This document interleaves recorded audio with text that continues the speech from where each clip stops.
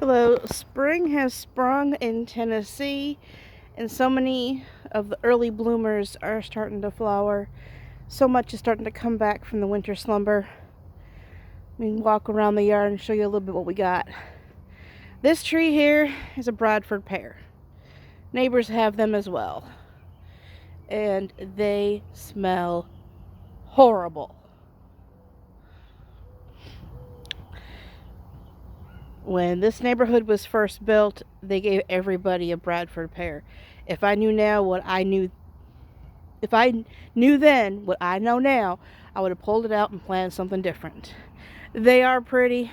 Like I tell you, they smell so bad. Oh, look, it's a mourning dove. Bye-bye, mourning dove. Get lots of birds in my yard because I have so many flowers and plants and bird baths, and they enjoy it. Let's see. Some changes from last year. I finished my stone path here. I still need to get some more gravel, spray some weed killer down, but for the most part, it's almost done.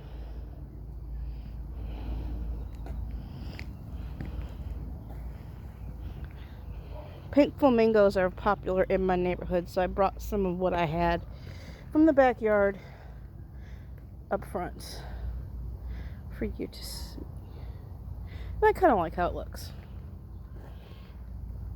Here is my tree garden, my woodland garden. In this garden, I've got right now growing or coming up, I've got some phlox, I've got some columbine, some spiderwort, and crocuses. This here is one of my columbine plants. It is starting to turn into a big shrub or a miniature shrub. It loves this area. This here was a crocus. The blooms have faded, but they still look pretty. Let's see, that's another crocus. That there is spiderwort. More crocuses. There's some crocus. Still has a few blooms left on it. This over here is phlox. It's garden phlox, which will bloom later on. Let me see if I can zoom in on the crocus because these flowers are so pretty. Got my garden flag up. Got some bearded irises that I got from my aunt in Wisconsin. They're coming up. They're taking a little while to get used to the climate here, but they grow well in most zones.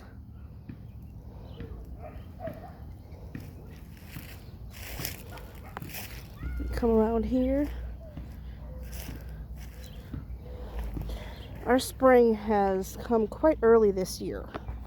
We'll still get a few more frosts and maybe one more hard frost, but for the most part,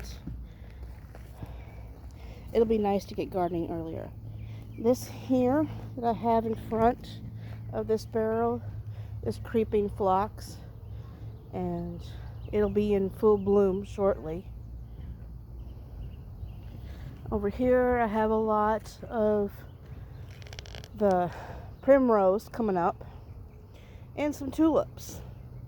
Yeah, I still need to clear out some of the leaves, but you can still see some of the tulips coming up.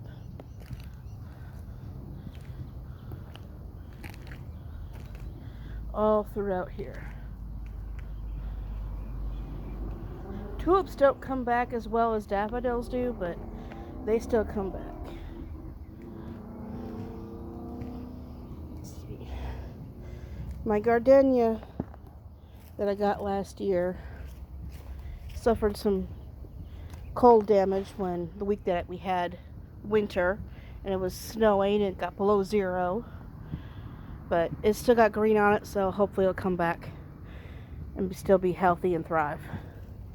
I see some of my salvias are coming back as well. In this garden, I see we've got some tulips.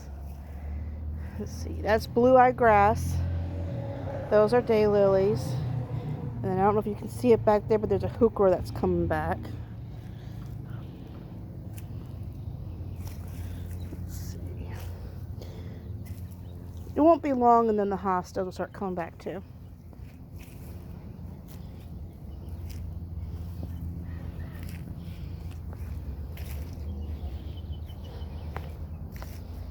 Over here, my transplanted penstemon experiment seems to be doing okay. He's still alive.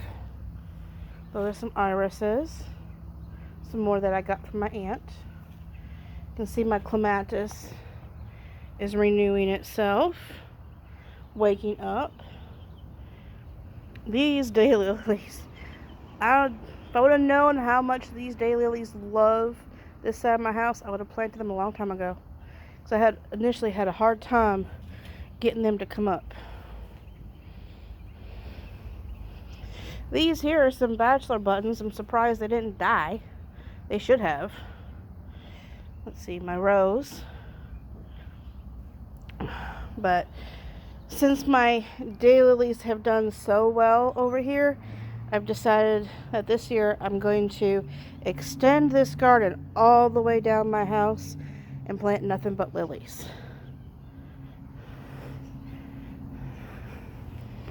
So it's come in my backyard. My Magnolia Ann is blooming so beautifully right now.